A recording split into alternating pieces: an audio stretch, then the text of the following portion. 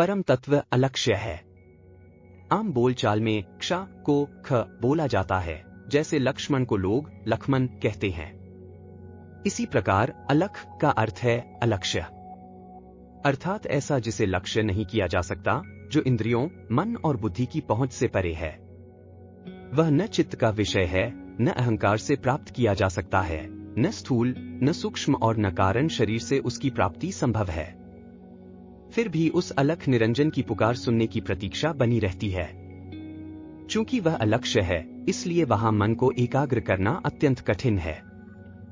वहां कोई भी स्वरूप नहीं है जिस पर ध्यान केंद्रित किया जाए, कोई ऐसा केंद्र नहीं जहां मन ठहर सके।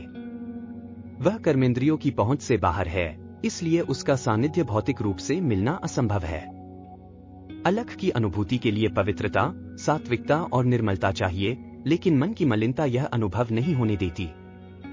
वह आध्यात्म का पर्याय है, विराट होते हुए भी वामन, सर्वशक्तिमान होते हुए भी निष्क्रिय, सृष्टि का कर्ता होते हुए भी साक्षी भाव में तटस्थ, सर्वज्ञ होते हुए भी निष्पक्ष। उसकी उपस्थिति धूनी में महसूस होती है। उसकी पवित्रता गंगाजल में है, उसकी शीतलता हिमालय में, और उसकी गंभीरता महासागर में। वह कुछ करता नहीं, परंतु उसी के कारण सब होता है। वह कुछ देखता नहीं, परंतु उसी के कारण सब दृष्टिगोचर होता है।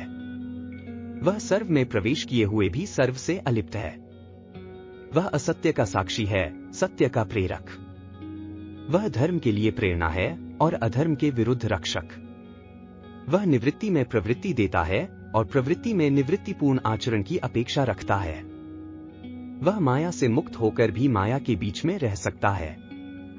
सर्वशक्तिमान होकर भी वह किसी अन्य को निमित्त बनाता है।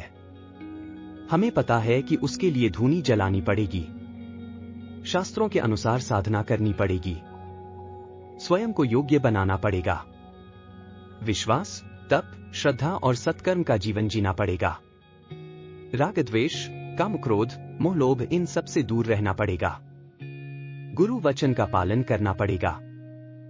परंतु ऐसी साधना करने का साहस ही नहीं हो पाता, इसलिए एक लालसा है, शायद किसी महात्मा की कृपा दृष्टि पड़ जाए।